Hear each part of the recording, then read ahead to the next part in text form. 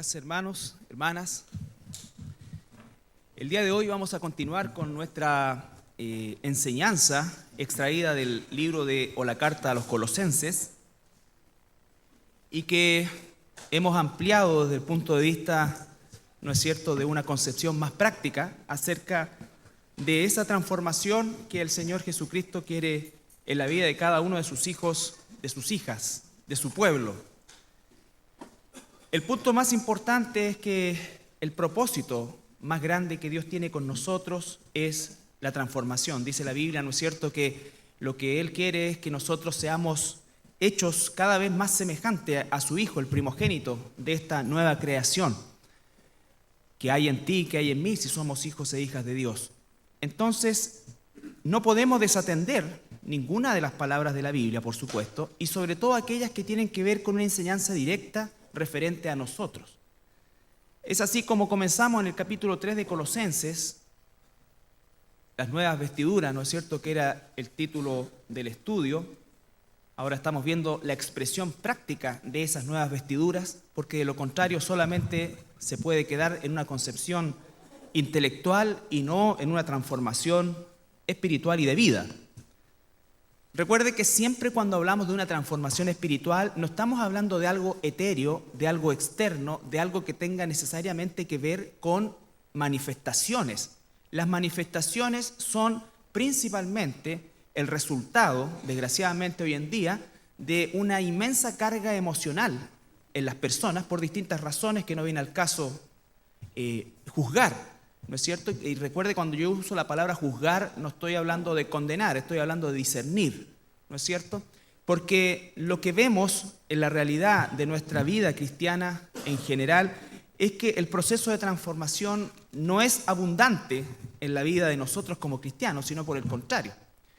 Por lo tanto, necesitamos siempre y cada vez más de esta palabra, y aunque suene muchas veces que ya lo escuché, eso no significa nada, porque el que ya lo escuché no es sinónimo de que lo estoy haciendo. Y justamente porque no lo estoy haciendo a plenitud, ¿no es cierto?, es que necesito volver a escucharlo una y otra vez. Tal como decía nuestro hermano en la oración, no con el propósito de memorizar algo por memorizar, sino para que eso definitivamente se plasme en mi forma de vivir. Dice el versículo 1 del capítulo 3 de Colosenses: si pues habéis resucitado con Cristo, y todos los que estamos aquí, si es que verdaderamente hemos resucitado con Cristo, vamos a buscar las cosas de arriba. Vamos a buscar las cosas de arriba. ¿Qué significa eso? Significa que efectivamente nosotros estamos buscando la dirección, la norma de vida, los principios que están en la palabra de Dios. La palabra de Dios viene de arriba.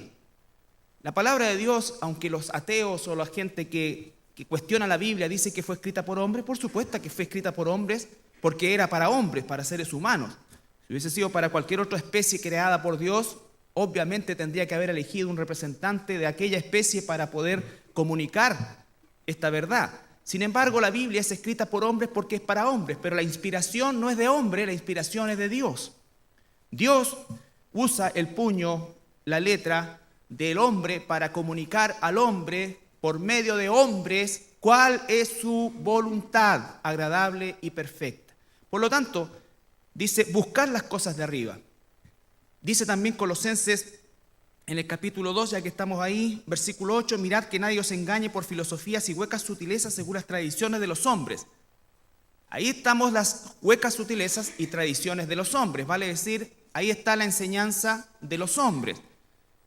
La sociedad tiene una enseñanza para lo que es la unión entre un hombre y una mujer. La sociedad tiene una enseñanza o una corriente de pensamiento para el matrimonio. La sociedad tiene una enseñanza y una posición para todo lo que es la educación de nuestros hijos. Pero la pregunta es, cuando nosotros colocamos la vista en las cosas de arriba, ¿qué es lo que realmente Dios quiere hacer en nosotros? Nos encontramos muchas veces con una contradicción vital entre una cosa y otra. Pero ahí viene lo maravilloso del Espíritu Santo, que a pesar de que somos criaturas distintas, ¿no es cierto?, nosotros ciertamente Dios nos da la capacidad de estar en el mundo, pero no vivir bajo los principios del mundo. De eso se trata la vida cristiana. La vida cristiana no se trata de hacer actividades.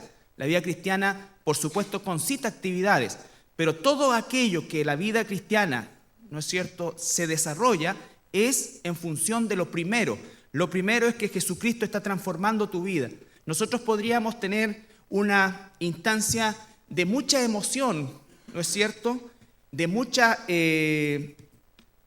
diríamos nosotros, manipulación, ¿por qué no decirlo también? Pero eso no garantiza en absoluto el cambio. Tratamos bajo todo aspecto de que el mensaje sea lo más diáfano posible desde el punto de vista de lo que es la entrega, de manera tal que sea el mensaje el que cumpla el propósito para el cual fue creado, para que nunca esté sujeto al mensajero desde el punto de vista de la penetración del mensaje en la mente y el corazón del pueblo de Dios. Porque no se trata de tomar, ¿no es cierto?, un mensaje y comenzar a manipular una situación que obviamente va a derivar en que nuestras necesidades emocionales, muchas veces muy carentes, van en un momento determinado a aflorar y a crear un pseudo o una pseudo relación con Dios, y lo único que vamos a tener es un desahogo que la Biblia dice que es especialmente o primordialmente dedicado en el aspecto personal. Dice Pablo, ¿no es cierto?, yo hablo lenguas, pero en la iglesia prefiero hablar 5 palabras con sentido que alimenten a los demás que hablar cosas que nadie más va a entender, ni yo mismo. Entonces, cuidado con todas esas cosas, porque la iglesia cristiana hoy está desgraciadamente infiltrada por un espíritu que tiene que ver principalmente con la nueva era y con los tiempos apóstatas que la Biblia nos dice. Les quiero insistir, la Biblia dice claramente que los tiempos que estamos viviendo nosotros no son un tiempo de avivamiento, son un tiempo de apostasía. ¿Y cómo vemos que es un tiempo de apostasía? Porque los cristianos vivimos, la gran mayoría, exactamente igual que los mundanos, exactamente igual. Nuestras preocupaciones, nuestras ocupaciones, nuestras prioridades no están marcadas por las cosas de arriba, sino que están marcadas por las cosas terrenales. Lo que no significa que nosotros vivimos en un escapismo de nuestras responsabilidades terrenales. Lo que digo es que la forma en que resolvemos las cosas no es espiritual en la gran mayoría de los casos, y creo que con esto ninguno se puede sentir ofendido, todo lo contrario. Tiene que sentirse desafiado, porque si somos hijos de Dios tenemos que colocar la vista, la mira en las cosas de arriba. ¿No es cierto? Cuando alguien me dice, oye, pero no me gusta tu mensaje porque me siento aludido. De eso se trata. De eso se trata, que te sientas ultra aludido, si es que eres un hijo de Dios. Si no eres un hijo de Dios, sale y haz lo que quieras. No my business, como dicen los gringos. Estamos. Entonces, por eso es que las cosas de arriba es lo que cuenta, y efectivamente estamos viendo en el versículo 18, ahora sí, capítulo 3, versículo 18, la semana pasada vimos casadas, y esa sola palabra inmediatamente causó un terremoto en la vida de muchos, o algunos, para ser más justo, que por distintas razones se encuentran viviendo una vida fuera de la voluntad de Dios desde el punto de vista de su relación de pareja. Yo, tiempo atrás, como pastor, nunca he querido colocar cargas que yo mismo no puedo llevar sobre mis hermanos, porque es un principio bíblico ese. Nada de lo que predicamos aquí, en definitiva, tiene el sello de haberlo cumplido completamente. No, nosotros estamos permanentemente en un proceso de modelación, de remodelación, de transformación. Pero sí es importante que nosotros podamos ayudarnos en aquellas temáticas en las que nos encontramos mucho más firmes en un aspecto, y es el deseo de toda aquella pareja que desee verdaderamente agradar en primer lugar a Dios, porque nunca lo hagan por tratar de agradarme a mí. Yo no tengo nada que ver en el asunto. Dios dice que nosotros tenemos que respetar las leyes humanas, y las leyes humanas dicen que un matrimonio es la forma en como un hombre y una mujer, todavía en nuestra legislación, recuerda que la semana pasada leímos la legislación, es clarita, ¿no es cierto? Esa es la que están tratando de destruir los mismos legisladores en pos de dar espacio a la depravación, al libertinaje. Pero aún desde los comienzos de nuestra Constitución, ¿no es cierto?, un hombre y una mujer se unen por medio del matrimonio, y eso es lo que se llama justamente esposos, esposas, matrimonio. Y, por supuesto, aquellos que realmente quieran hacer la voluntad de Dios no van a dejar esto sin solucionar. Que hay dificultades, por supuesto que pueden haber dificultades, pero si tu corazón es verdaderamente solucionarlo, ten por seguro, déjale las dificultades a Dios, tú pon la disposición. Por lo tanto, el mensaje es para casadas, y dice, estad sujetas a vuestros maridos como conviene en el Señor. Y ya vimos lo que significaba el concepto de sujetarse al marido, ¿no es cierto? Quería resumirlo solamente con el Proverbio 31:30, de todos los pasajes que revisamos la semana pasada. Este pasaje 31:30 de Proverbios resume perfectamente el rol de la esposa dentro del matrimonio.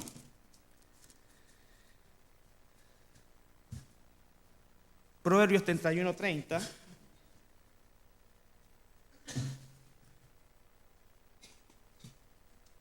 Recuerden que los proverbios dicen una y otra vez que la mujer rencillosa, la mujer gritona, la mujer, ¿no es cierto?, que no respeta a su marido, es algo realmente terrible para la vida de un hombre, de un varón, ¿no es cierto? Y por eso es que la Biblia dice que la mujer tiene que tener una estatura espiritual de estas características. Y tiene que sujetarse al varón. Muchas mujeres hicieron el bien, versículo 29, mas tú sobrepasas a todas. Engañosa es la gracia, ¿no es cierto? No se está refiriendo a la gracia salvadora, también lo vimos eso, ¿no es cierto? Y vana la hermosura. La mujer que teme a Jehová, esa será alabada. La mujer que teme a Jehová. Ese es el punto. El temor de Dios, que lo vimos tiempo atrás. ¿Qué significa el temor de Dios? Efectivamente, estar bajo la dirección de Dios, no bajo mis emociones, no bajo mis gustos, no que un día me levanto con ganas y otro día no me levanto con ganas, eso va a pasar siempre. Pero si realmente tengo una concepción y hay un nuevo ser dentro de mí, va a prevalecer en el tiempo. Pero tengo que yo esforzarme. ¿Esforzarme en qué? En permitir que el Espíritu Santo obre y opere cambios. Mujer, tu mandato es respetar a tu marido, es sujetarte a tu marido. Y vamos a ver ahora, el día de hoy, a nosotros los maridos. Quiero partir diciendo que no es nada fácil ser esposa, ni tampoco ser esposo. La Biblia consigna principalmente muchas responsabilidades para el esposo. ¿Por qué? Porque por algo Él nos formó como cabeza de la familia, cabeza de la creación. El concepto de cabeza no significa emperador, significa el primer servidor. Recuerden que Jesucristo es cabeza de la iglesia y Él la sirve, ¿no es cierto? Y la salvó por medio de su sangre. A tal punto entregó su vida por nosotros, por amor a la iglesia. Y la iglesia es la figura de la esposa de Cristo. A los maridos nos pides que amemos de tal manera a nuestras esposas y el estándar es como Cristo. Entonces vamos a ver, ¿no es cierto?, que efectivamente la falla o la problemática apóstata que encontramos en las iglesias en general y el derrumbamiento de la moral en la sociedad actual corresponde justamente a una torsión o distorsión, mejor dicho, de estos roles y a un proceso de destrucción dentro del mismo seno de la familia. Destruye las familias y vas a terminar destruyendo, ¿no es cierto?, una sociedad. Destruyes una sociedad y puedes destruir un país. ¿Cómo es que está operando hoy día Satanás? Justamente destruyendo la familia en todo su modelo. Por eso es tan importante el concepto que vimos y los conceptos que estamos viendo ahora.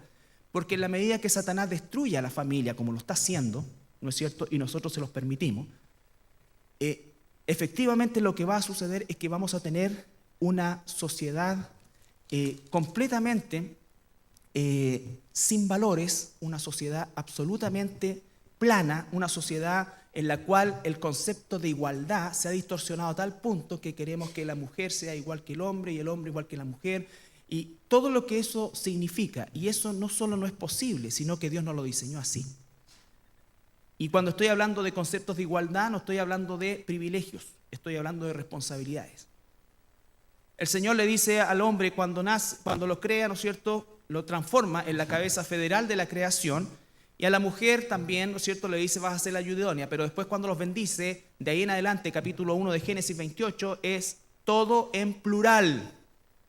Los bendijo y les dijo, gobiernen, sojuzguen. Todo es en plural. Por lo tanto, no es un asunto de privilegios. Las diferencias es un asunto de complementariedad y sobre todo, ¿no es cierto?, de cumplir el plan de Dios aquí en la tierra. Dios creó la familia para que fuera la familia la que cumpla su plan. Entonces, casadas, está sujeta a vuestros maridos como conviene en el Señor. Lo vimos la semana pasada, ¿no es cierto? Y lo vimos en función de varios pasajes donde efectivamente la mujer tiene un rol fundamental dado por Dios en función de su marido. Pero ahora dice, maridos, amad a vuestras mujeres y no seáis ásperos con ellas. La próxima semana, la subsiguiente, perdón, porque tenemos Semana Santa el próximo fin de semana, vamos a hablar sobre los hijos. Traigan a todos sus niños acá. El día de hoy dice, maridos, amad a vuestras mujeres y no seáis ásperos con ellas. La palabra áspero, recuerde que es la palabra griega pikraíno, que significa punzante, perforante, y también se usa para cuando se habla de amargar a alguien. Entonces, maridos, no estén hablando, haciendo cosas que puncen, ¿no es cierto?, a tu esposa o la estén amargando. ¿Ya? Así como dice, ¿no es cierto?, que la mujer rencillosa es como una gotera que no se termina, ¿no es cierto? Así también el hombre, el varón, que está, ¿hiciste esto? ¿Fuiste para allá? ¿Llevaste esta cuestión? ¿Hiciste la cosa? Dice, tampoco sea así. Así como cuando la Biblia nos decía, ¿no es cierto?, que la mujer no debe ser rencillosa, no debe ser, entre comillas, ¿no es cierto?, molestosa desde el punto de vista de buscarle al hombre siempre. ¿Ya? Así también el hombre, ¿dónde es punzante? En lo operativo. ¿No es cierto? En lo operativo, muchas veces. Quiere que la mujer funcione operativamente. Lleva esto, compra esto, paga esto, lleva allá, hace esto, hace acá, hace allá, acá. ¿Ya? Y sabemos nosotros, por lo menos que tenemos más de 20 años de casados, que no va a ser así. ¿Pagaste el permiso de circulación? ¿Pagaste el seguro? ¿Revisaste el auto? ¿Cambiaste las plumillas?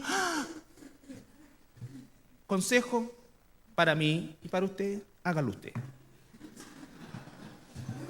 Entonces dice, maridos, amad a vuestras mujeres y no seáis ásperos con ellas. Lo que no significa que la mujer no tiene que tomar responsabilidades, pero ese no es su mayor fortaleza. Y nosotros los hombres muchas veces descansamos en las mujeres de todo eso, ¿no es cierto?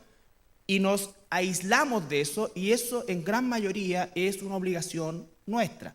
Por supuesto que es compartida y la mujer no se aprovecha y todo lo que sabemos ya que es al respecto, pero nosotros en nuestra mente tenemos, ¿no es cierto?, la capacidad de ser más ejecutivos, ¿ya? Más ejecutivos. Generalmente, estoy hablando de la generalidad, ¿ya? Entonces dice, maridos, amad a vuestras mujeres. ¿Cuál es el varón, la medida del varón de Dios? Porque ahora me dirijo a nosotros los varones. La semana pasada nos dirigimos a las mujeres, hoy día a los varones. Y quiero decirles que no es fácil ser un varón de Dios. Es fácil ser un macho al estilo del mundo, pero no es fácil ser un varón de Dios.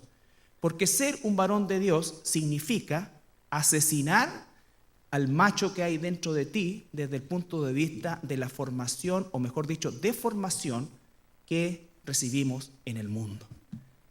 El varón de Dios es, y si tenemos nosotros y si queremos poner la meta, es como Jesús con la iglesia. Esa es la meta, ese es el estándar, al que por cierto ninguno de los que estamos aquí ni juntos siquiera vamos a llegar, pero cada día tu esfuerzo, mi esfuerzo como varón de Dios es acercarnos a ese estándar. Por lo tanto, cuando nosotros estamos hablando acerca del varón de Dios, estamos hablando que en Proverbios 26 comienza con una pregunta.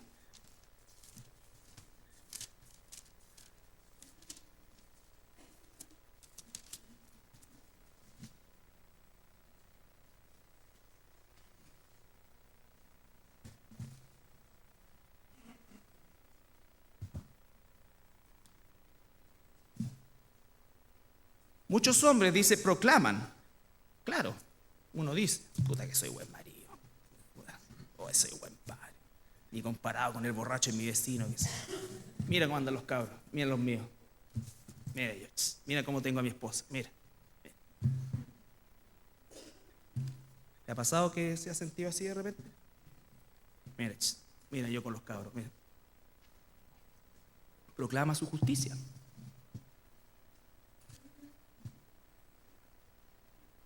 Cada uno su propia bondad, pero hombre de verdad. Y ahí es la palabra. ¿Quién lo hallará? Hombre de verdad. El hombre de verdad, ¿no es cierto? Y ahí la palabra es Cajail. K de kilo, J-A-I-L. Cajail, no sé si se pronunciará así. Pero que significa varonil. ¿Ya? Adam es y significa, ¿no es cierto?, hombre desde el punto de vista fisiológico, ¿no es cierto?, macho, hembra. Dios creó a Adán, macho, Eva, hembra. Tiene que ver con el género. Pero cuando está hablando de hombre de verdad acá, no está hablando de un varón desde el punto de vista fisiológico, sino que está hablando de un hombre que puede y actúa varonilmente a los ojos de Dios.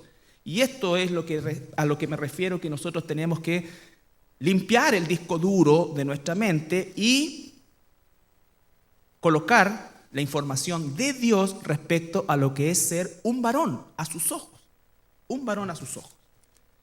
Entonces dice, hombre de verdad, ¿quién lo hallará? Varón de verdad, ¿quién lo hallará? Es una pregunta. Espero que el Señor halle muchos aquí, hoy día en la mañana.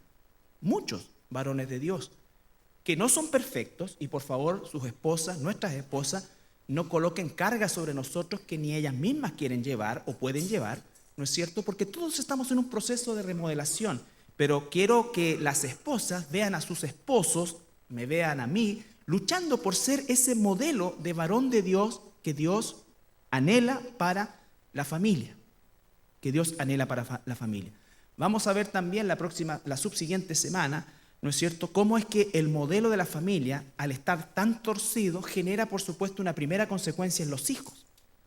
Los hijos varones tienen muchos problemas de identidad desde el punto de vista de que no han sido enseñados varonilmente. Y varonilmente no es pegarle ni punto y codo comenzar, no, varonilmente desde el punto de vista de la relación con el padre. Con el padre. Desde el punto de vista de lo que significa realmente el poder, si yo como padre no enseño hoy a mi hijo a tratar a la mujer con el respeto bíblico que se merece y que Dios exige, entonces no estoy cumpliendo mi rol. Porque en el mundo le celebran al niñito, ¿no es cierto?, cuando tiene 3 pololas. ¡Ay, si este repolola, tiene una polola aquí, tiene una polola allá, tiene una polola! Y las que muchas veces cuentan eso son las propias mamás. Y después se quejan. No, tiene que haber una responsabilidad, tiene que haber, y ya lo vamos a hablar, ¿no es cierto? Y no quiero meterme en ese tema todavía, pero el punto es que tenemos que enseñar a nuestros hijos a respetar el género y actuar varonilmente, actuar varonilmente.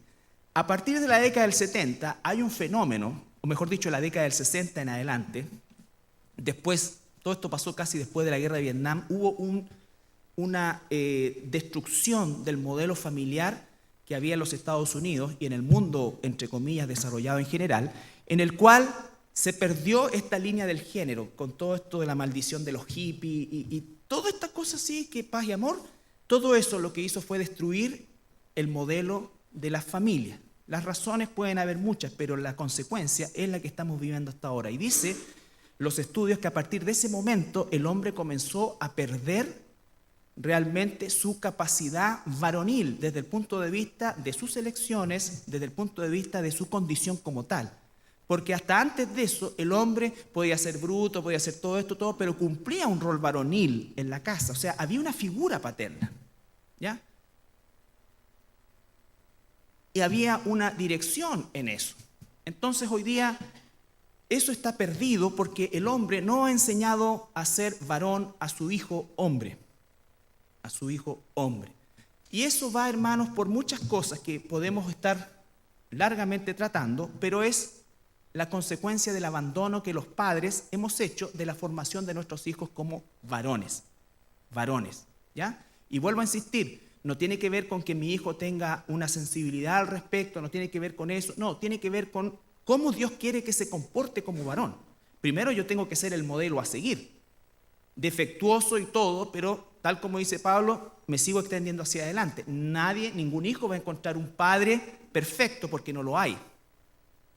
Pero sí un padre recto, capaz de transmitir los valores de Cristo a sus hijos.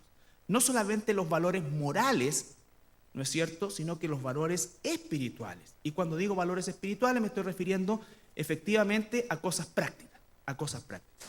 Entonces hace la pregunta. Dice el Salmo 112.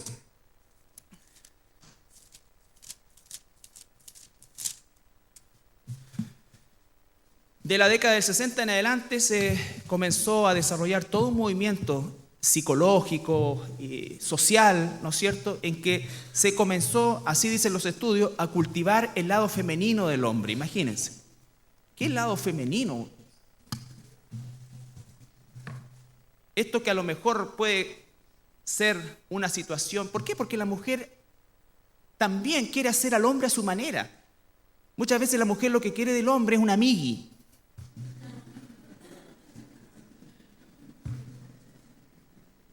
Y el hombre tiene que poner también sus condiciones, sus situaciones. Me acuerdo uno cuando era cabro le gustaban, no sé, cantantes también. Hubo una época que me gustaba el romanticismo. Pero por último el cantante le decían el Puma. Pero ahora el Justin es una niñita. Y las cabras locas por ese cabro. O sea, mientras más femenizado, mejor. Y a las niñitas les gusta porque es como una niñita hombre. Entonces tienen las dos cosas. Tienen las dos cosas. Eso que nosotros nos reímos es lo que permea nuestra sociedad. Es lo que permea nuestra sociedad. Bienaventurado, Salmo 112:1. Bienaventurado el hombre, otra vez la palabra ahí es cajail, que significa el varón, que es varonil, que teme a Jehová. Varón de Dios, tú temes a Jehová. Si temes realmente a Jehová, tú vas a hacer la voluntad de Dios como hombre. No hay otra vuelta, no hay otra receta, no hay otra posibilidad. Bienaventurado el hombre que teme a Jehová, y ahí viene, y en sus mandamientos se deleita en gran manera. Para poder ser el varón de Dios, tengo que estar en los mandamientos de Dios, en la palabra de Dios, alimentar a mi familia espiritualmente. Antes que cualquier otra cosa, el deber nuestro es alimentar a nuestra familia. Los que tienen niños pequeños, no pierdan esta oportunidad por el amor de Dios. Porque después, a medida que va creciendo el niño, va a pasar por periodos y por etapas, y el mundo nos lo va a quitar desde el punto de vista de la espiritualidad. Después pueden volver, pero vuelven más machucados de lo que quisiéramos. Entonces dice, bienaventurado el hombre que teme a Jehová y en sus mandamientos se deleita en gran manera. ¿Te deleitas tú en los mandamientos de Dios? No levante la mano ni responda nada. Cada para adentro. Si no te deleitas en los mandamientos de Dios, tú no estás temiendo a Dios. Temor de Dios significa respeto a Dios. ¿Recuerdan lo que era el concepto de temor de Dios? Temor de Dios es saber que Dios siempre me está mirando. Siempre. Siempre está Dios viendo lo que hago y no hago. Dios me ve en la intimidad de cada cosa donde estoy. No solamente en el aspecto público. En el aspecto público nosotros adquirimos una postura, ¿no es cierto?, para tal o cual efecto. Sin embargo, cuando estamos en la soledad de nuestra familia, ¿qué es lo que tu mujer podría decir de ti? Eres un hombre de Dios, eres un hombre que se maneja en la Escritura, eres un hombre que llega, ¿no es cierto?, porque ser líder de la casa no significa saberse la Biblia de memoria, aunque sería ideal que así fuera, sino que cada vez que exista una situación, ir a la palabra, orar, vamos a cambiarnos de casa, vamos a hacer esto. Tenemos las ganas, pongamos esto delante de Dios, oremos, démonos un tiempo, busquemos la palabra. Mi esposa es mi consejera, la primera, ¿no es cierto? Si en un momento determinado no estamos completamente de acuerdo, pero hay que tomar una decisión, yo la tomo y la mujer se sujeta. Pero tiene que haber esa interacción. Papá, tuve problemas en el colegio, mira, me dijeron esto, me hicieron esto. ¿Qué te va? Vamos al tiro. ¿Y cómo le pegaste, man? Momento, calma, hijo, oremos al Señor, salgamos de esto juntos, vamos allá, esto, busca al Señor, fortalécete acá, esto acá. Entonces las reacciones carnales son lo primero que van a venir. Y si no tenemos temor de Dios, son las que se van a quedar. Puede que tú seas controlado, puede que seas medio pasivo de personalidad o de temperamento, pero eso no es sinónimo de espiritualidad. ¿Ya? Deja nomás, son peleas de niños. A lo mejor en algún momento puede dejarse así. Pero qué bueno sería que yo tome a mi hijo, ¿no es cierto? Y ore con él, hable con él, le pida a Dios, ore por el que lo agredió, qué sé yo, esto, ¿no es cierto? Y lo haga cambiar de actitud, también defenderse y todo lo que eso implica. Pero primero el concepto espiritual. Primero el concepto espiritual. Eso es un varón de Dios, nada más. Un hombre que es capaz de escrituralmente guiar a su familia. Escrituralmente guiar a su familia. Entonces, bienaventurado el hombre que teme a Jehová y en sus mandamientos se deleita en gran manera. Fíjense, aquí comienzan las promesas. Su descendencia será poderosa en la tierra. La generación de los rectos será bendita. Bienes y riquezas hay en su casa, y su justicia permanece para siempre. Resplandeció en las tinieblas luz a los rectos, es clemente, misericordioso y justo. El hombre de bien tiene misericordia y presta, gobierna sus asuntos con juicio, por lo cual no resbalará jamás. En memoria eterna será el justo. No tendrá temor de malas noticias. ¿Por qué? Porque antes de ser guiado por sus emociones, por su rabia, por su miedo, por lo que sea, va a buscar al Señor. Va a buscar al Señor. Su corazón está firme, confiado en Jehová. Por favor, hombre, leamos el Salmo 112 hoy día, en la tarde, en la noche, y oremos a Dios para que nos conforme a esta manera. A esta manera. Asegurado está su corazón, no temerá hasta que vea en sus enemigos su deseo. Reparte, da a los pobres, su justicia permanece para siempre, su poder será exaltado en gloria. Lo verá el impío y se irritará. Crujirán los dientes y se consumirá. El deseo de los impíos perecerá. Promesa de Dios. El deseo de los impíos perecerá. Hombre de Dios, teme al Señor. En sus mandamientos se deleita. Y le enseña a su esposa, disipula a sus hijos. ¿Cuántos de ustedes leen la Biblia con sus hijos? ¿Cuántos de ustedes, varones, tienen un tiempo el día viernes, al finalizar la semana quizás, de oración con sus hijos? Si tienes hijos pequeños, comienza a hacerlo. Comienza a hacerlo. No garantiza que esos niños van a ser, no, pero garantiza que efectivamente van a tener la formación de sus padres, de su padre en especial en este caso. El Salmo 128.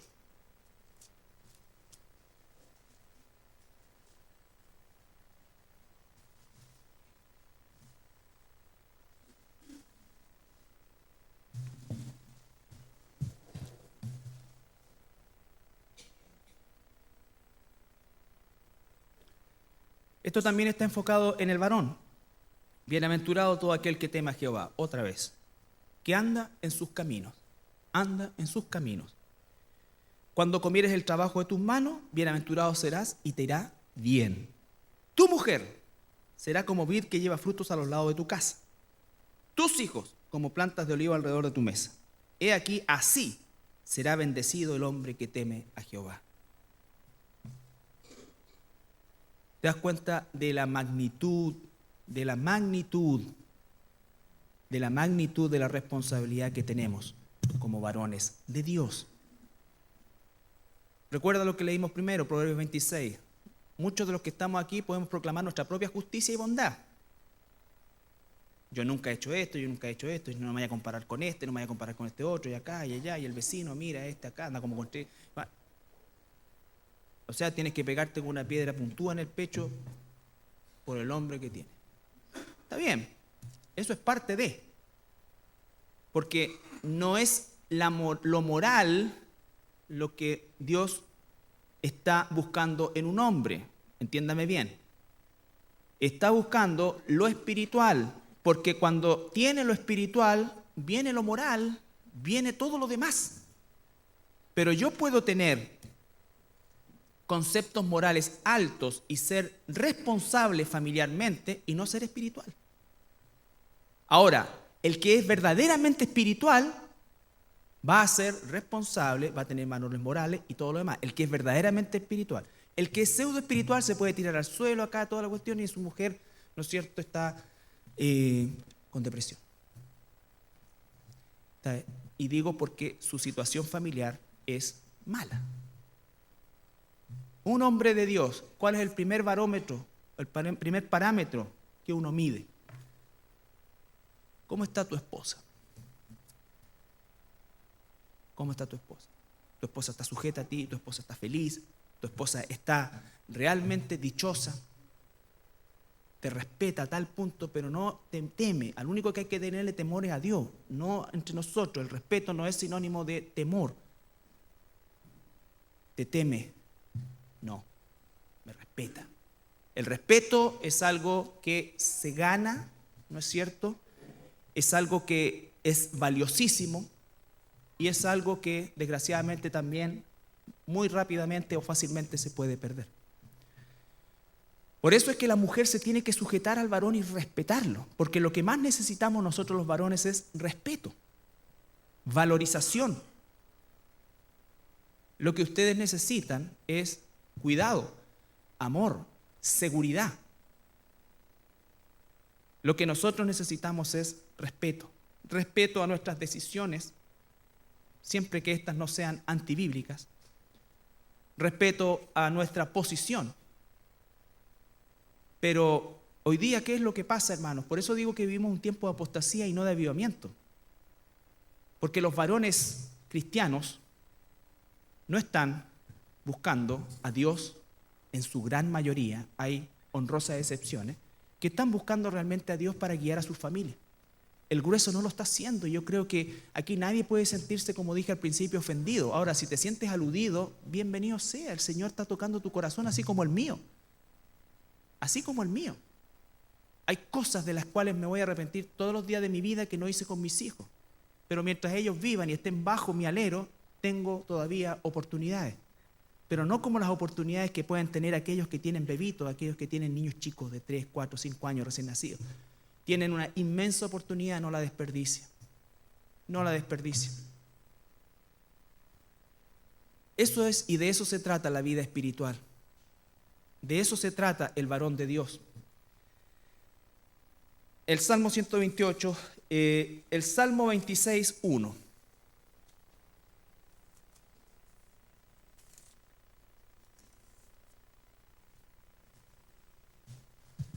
Un hombre de Dios es un hombre también íntegro. Íntegro significa que no está disociado. No es inmensamente amable con la gente, ¿no es cierto?, e inmensamente hostil con los suyos. No es sonriente acá y acá un bodrio, sino que es un hombre que actúa siempre con cordura y que es claramente, ¿no es cierto?, predecible. Predecible en el buen sentido de la palabra. Los cristianos no somos impredecibles, los cristianos deben ser predecibles. La gente deberá saber cómo vamos a actuar, pero actuar como hijos de Dios. Si sabemos o si la gente sabe cómo vamos a actuar en la carne, claro que somos impredecibles. Júzgame, oh Jehová, porque yo en mi integridad he andado. Integridad. He confiado a sí mismo en Jehová sin titubear. Escudriñame, oh Jehová, y pruébame. Examina mis íntimos pensamientos y mi corazón, porque tu misericordia está delante de mis ojos y ando otra vez en tu verdad. Ando en tu verdad. Íntegro, ¿no es cierto?, confiado, ando en mi integridad porque ando en tu verdad. Ando en tu verdad. Varones, hermanos, si nosotros no estamos en la palabra de Dios, estamos sujetos solamente a los cánones de moralidad del mundo. Y es posible que el mundo nos encuentre muy íntegros y muy morales, y es posible que lo seamos.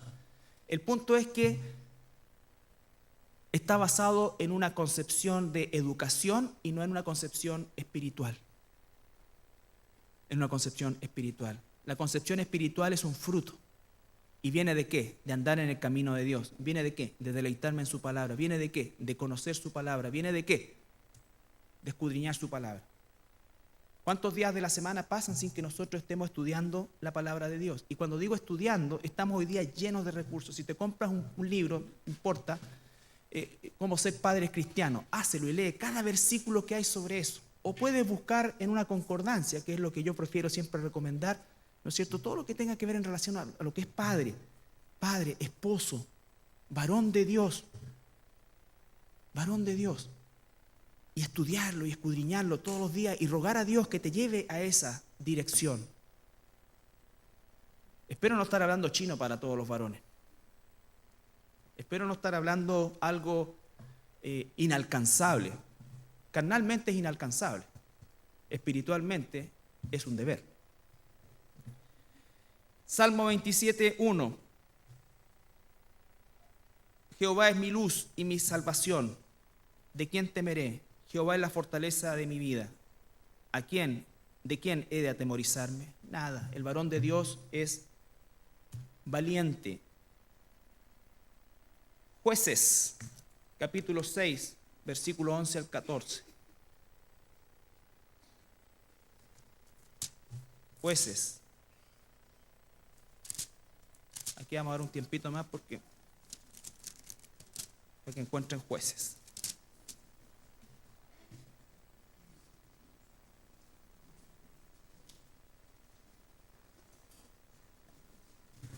Jueces capítulo 6,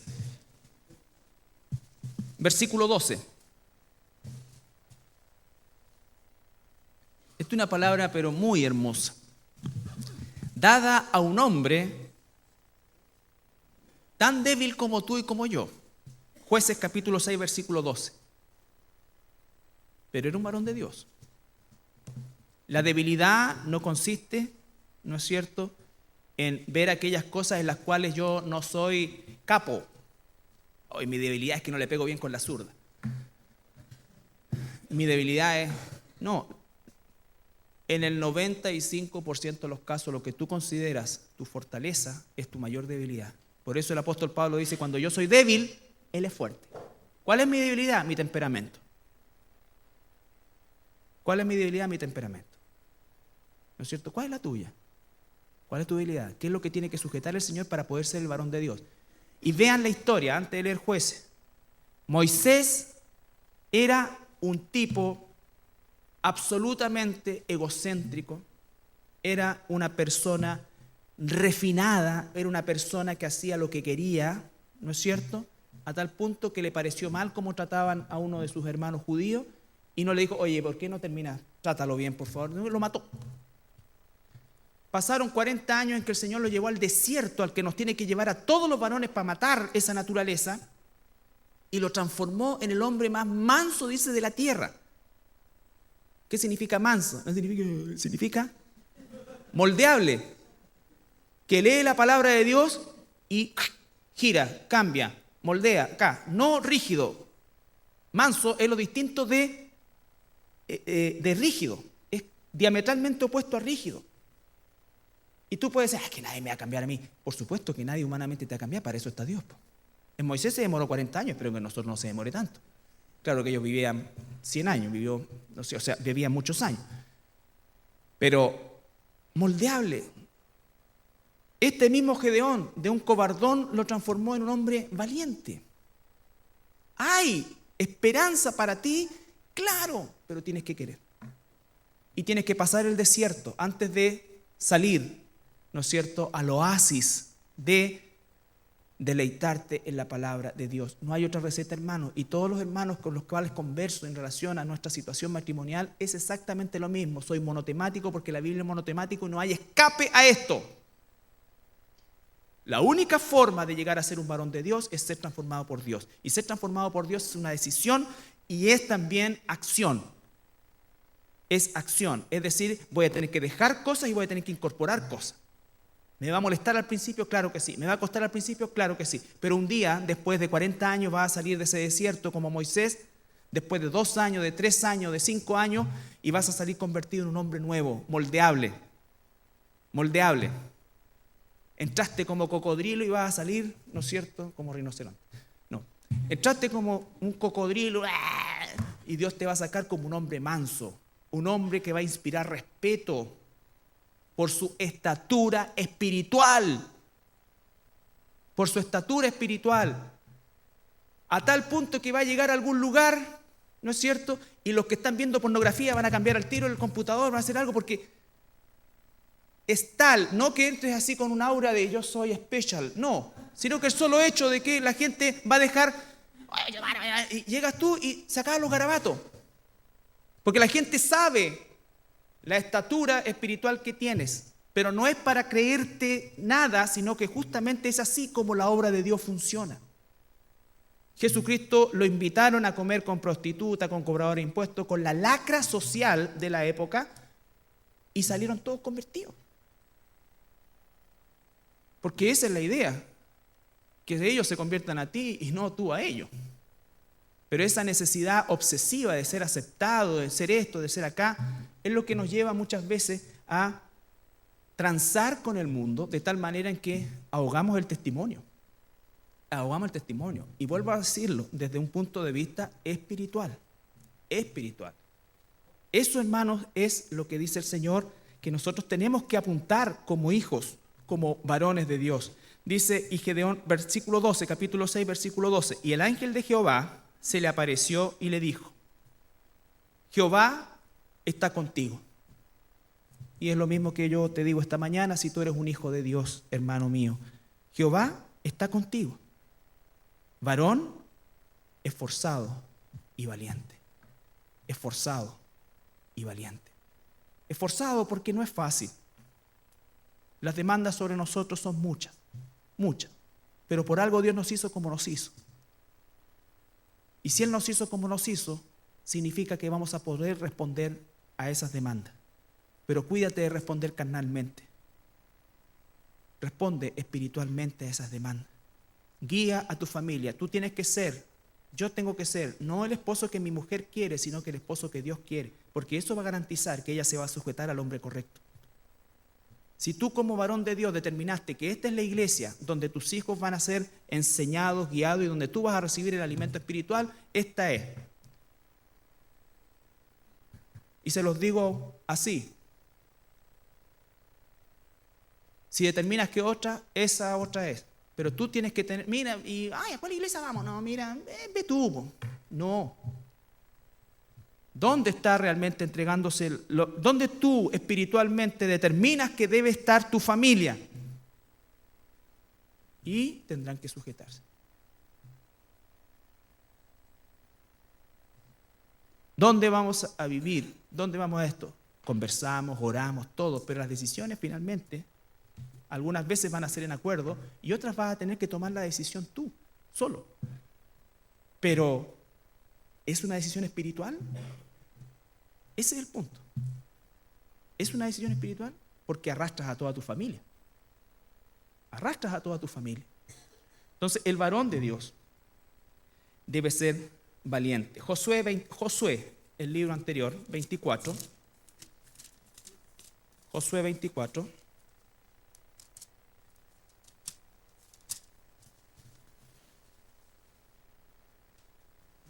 (14 y 15).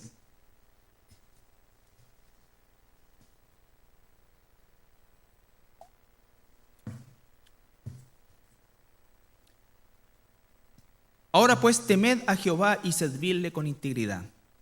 ¿Se dan cuenta ustedes? Se repiten las mismas palabras. Y en verdad, su palabra.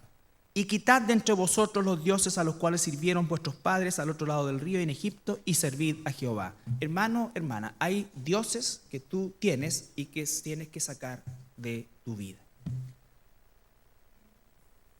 Hay dioses que le están robando tiempo a tu esposa. Hay dioses que le están robando tiempo a tus hijos. Hay dioses, ídolos que quitan Porque dice la Biblia de qué le vale al hombre ganar todo si al final pierde su alma y muchas veces la de su esposa y la de sus hijos también. Tú tienes que hacer tiempo para estar con tu esposa.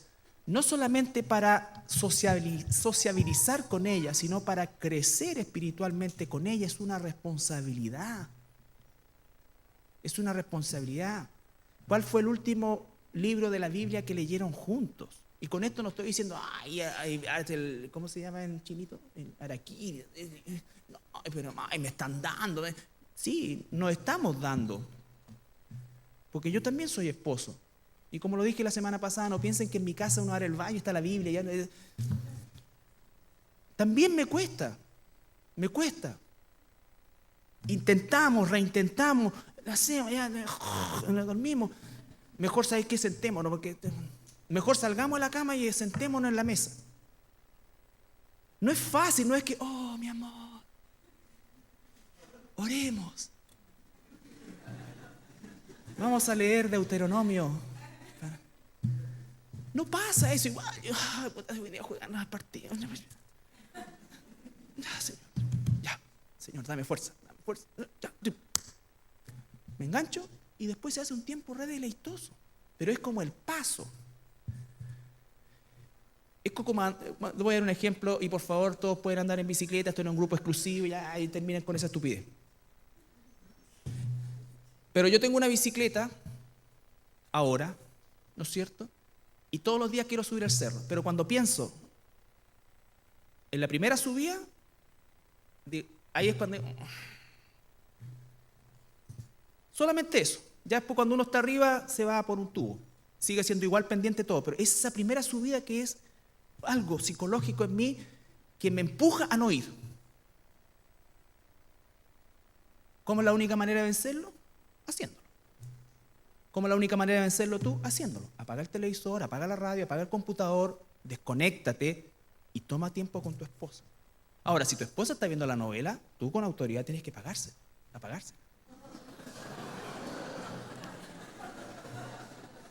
Porque puede darse el caso. ¡Ay, espérate! No, mi amor, es hora de nuestro tiempo espiritual.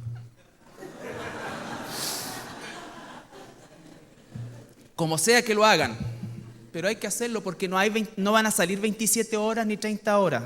Van a estar las mismas 24, los mismos días de la semana y ya estamos copados de actividades. Pero tiene que haber un momento en que tú decidas hacerlo. Y la ordenanza de Dios es hacerlo con regularidad, porque somos de hábitos. Hasta que no se transforme en un hábito, va a ser una cosa esporádica. Y tiene que ser un hábito. Y cuando se transforme en un hábito, va a pasar a una necesidad. Y cuando pase a una necesidad, va a ser un deleite. Ese es el desierto que tenemos que pasar para salir al deleite. Pero hay que partir. Y las condiciones no están dadas para partir, ni nunca lo van a estar, porque el diablo va a poner la final de la Copa Libertadores, el Mundial, va a poner todo eso, va a poner el final de la novela, toda la cuestión. Todo, cosa de que no existe ese tiempo. Y ahí es cuando tomamos decisiones espirituales. Una decisión espiritual es una decisión práctica. Una decisión espiritual es una decisión práctica. Recuerden cuando Daniel, y lo cito cada vez, Daniel propuso en su corazón no contaminarse. ¿O ustedes creen que a Daniel no se le hacía agua a la boca con los lomitos vetados que pasaban del... No, pero él dijo, yo no me voy a contaminar con lo que come el rey, voy a comer otra cosa. Eso es una decisión espiritual. Para terminar,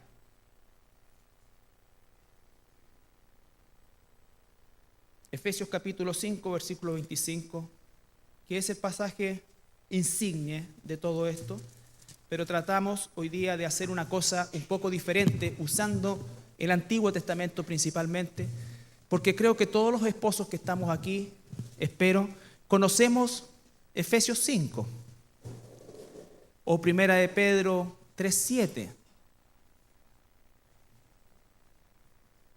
Efesios 5, 25 y 26.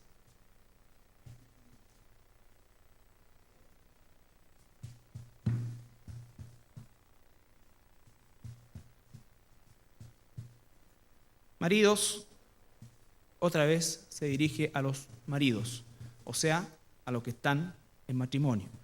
Amad a vuestras mujeres, así como Cristo amó a la iglesia y se entregó a sí mismo por ella. Recuerda que nuestro amor hacia la mujer es un amor sacrificial, como el de Cristo a la iglesia. Un amor sacrificial para el cual estamos diseñados. La mentira de Satanás es que no es así, pero la verdad de Dios es que sí es así. Para santificarla. Fíjense, la analogía, para santificarla, habiéndola purificado en el lavamiento del agua por la palabra. Eso significa que tú diriges tu matrimonio, diriges, ¿no es cierto?, tu liderazgo con la palabra de Dios. Das a tu familia el alimento espiritual por medio de la palabra de Dios, y dice para purificarla. Tú, varón, llevas la palabra en tu casa. Tiene que haber un tiempo de lectura con tu esposa, media hora, una hora. Qué lindo sería que se nos pasa la hora. Y va a llegar eso, porque Dios no miente. Va a llegar eso porque Dios no miente. Pero si no empezamos, nunca va a comenzar. Y Satanás se va a encargar de que hacer todos los esfuerzos, métetelo en la cabeza, todos los esfuerzos que estén a su disposición para que jamás comiences. Porque si tú comienzas, te transformas inmediatamente en un peligro. Un esposo que es un varón de Dios, un padre que es un varón de Dios, es un peligro para la obra de Satanás. Pero mayor es el que está en nosotros que el que está en el mundo, y Dios nunca nos va a hacer pasar por nada que no podamos nosotros soportar. Por lo tanto, Él nos conoce, Él sabe exactamente la medida, la horma de mi capacidad, así como la tuya. Por lo tanto, no hay temor, como decía el proverbio, ¿no es cierto?, sino que hay confianza. Hermanos, varones, que nos tocó el día de hoy, ¿no es cierto?, de corazón y como un varón, también los animo, porque también yo anhelo ser un varón de Dios. Y tal como el apóstol Pablo dice, no que lo haya alcanzado, eso es una mentira, pero prosigo adelante, y eso es, espero, lo que hagas tú. Si no has comenzado, comienza. En tu mente, recuerda que Satanás está en contra de todo esto y que va a colocar toda clase de obstáculos para que tú comiences. Pero si tienes la convicción de hacerlo, no dejes de hacerlo. Sé tú el guía espiritual de tu familia. Guía espiritual de tu familia no significa tomar decisiones por la gente, significa tener la escritura en tu mente y ser en función de eso quien dirija y tome las decisiones. Un día nuestros hijos van a tomar sus propias decisiones, muchos ya lo están haciendo, y van a tener que pagar consecuencias de esas decisiones, porque son personas aparte de nosotros, vinieron a través de nosotros, pero dice de Jehová son los hijos. ¿Por qué? Porque cuando Él los recibe como hijos, entonces Él se transforma en su Padre. Nosotros seremos su Padre terrenal siempre. Pero que se lleven de nuestra casa una formación que algún día les dé la esperanza de volver al camino, si es que se han salido de él, o que los fortalezca en el camino cuando están luchando por permanecer en él.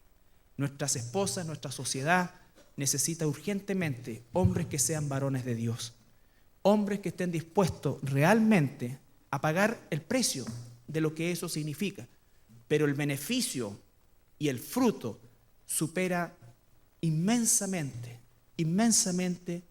el precio que pudiésemos llegar a pagar en algún momento.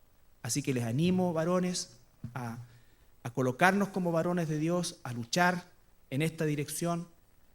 El estudio de varones, dicho sea de paso, tiene el propósito de ayudarnos en esta área también, a fortalecernos en esta área. ¿Por qué? Porque es el área donde vamos a ser evaluados, hermanos. Cuando lleguemos a la presencia del Señor, nosotros vamos a llegar con todos nuestros logros, a lo mejor, mira, Señor, hicimos esto, acá, ya ampliamos la iglesia, acá se convirtió tanta gente, todo sí, pero lo primero que Dios va a hacer es tu esposa, tus hijos. Sí, pero es que ella no quería venir, ella le da como lata y cuestión, y acá, y allá, yo por eso. Bueno, ¿y dónde está tu liderazgo? ¿Dónde está tu posición como tal? Vamos y vamos. Pero para llegar a ese punto yo tengo que tener una autoridad espiritual. Si carezco de autoridad espiritual, no tengo espalda espiritual, entonces vamos a leer la Biblia, vamos a estudiar, vamos a hacer esto, y tener paciencia y misericordia. Puta, pero ¿cómo? No hay a entender, pues si está clarito. Puta, vamos a ver la tele. O sea, te dicen el teólogo. Paciencia, amor. Estoy casi haciendo una autobiografía. Paciencia, amor. Entonces, como Cristo con nosotros, Cristo no nos agarra a palo. ¿Cuántas veces recién, tanto tiempo leyendo esto, ahora lo entiendo? Pero Jesús no te agarró a palo. Tuvo paciencia, tuvo amor, tuvo misericordia. Así como Cristo amó a la iglesia, es como nosotros debemos amar a nuestra esposa. ¿Nos ponemos de pie para orar? Mientras nuestros jovencitos reparten los implementos de la Santa Cena, quiero aprovechar esta oportunidad que el Señor nos brinda cada domingo para dirigirme a aquellas personas que nunca han abierto su corazón al Señor Jesucristo. Aquellas personas que no han tomado una decisión sincera por Jesús, que a lo mejor tienen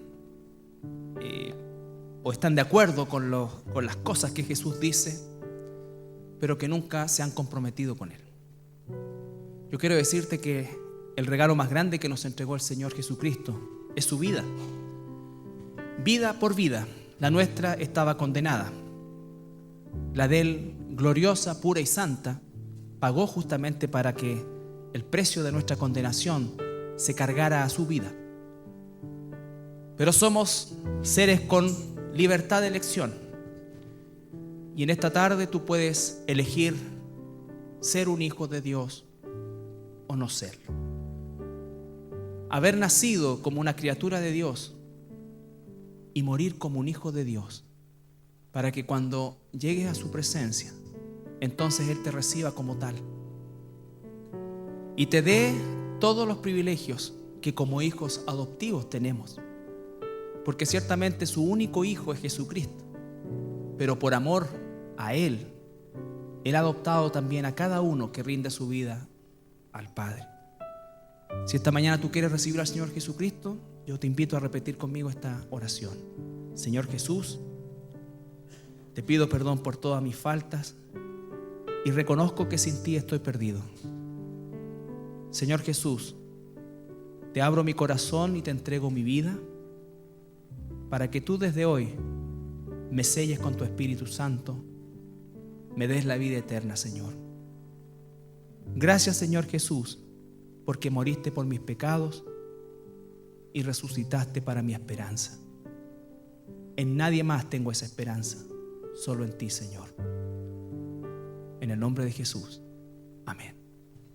Si has hecho esta oración sencilla, entonces dice el Señor que tú has pasado de estar muerto espiritualmente a nacer espiritualmente. Hay un pequeño ser espiritual que ha nacido en ti, dentro de ti, y como todo nuevo ser necesita ser alimentado, guiado, cuidado, hasta que pueda por sí solo desarrollarse, ¿no es cierto? Y lo más hermoso también, multiplicarse. Para eso existe la iglesia y para eso existe, ¿no es cierto?, el cuerpo de Cristo. No solamente para escuchar, sino para cambiar, ayudarte dentro de ese cambio. Toda iglesia que realmente busca hacer la voluntad de Dios está compuesta por seres humanos que somos defectuosos. Pero lo más importante es que nuestra cabeza, que es Jesucristo, no lo es. Y Él, por medio de la iglesia, nos alimenta, nos cuida, nos restaura y también nos manda a predicar su evangelio en todo lugar y no necesariamente fuera del país ni de la ciudad, sino que a los muchos inconversos que están a tu alrededor y que necesitan la luz de Cristo. Padre, también como tu pueblo esta mañana estamos delante de ti dando las gracias porque tú has pagado con tu vida al derramar tu sangre, Señor, para nuestra redención. Bendito Señor, no somos dignos realmente de que tú hayas hecho semejante sacrificio, pero lo recibimos con humildad, sabiendo, Señor, que no había otra oportunidad ni otra posibilidad para que nosotros fuésemos rescatados del infierno. Gracias, Padre amado, en el nombre de Jesús.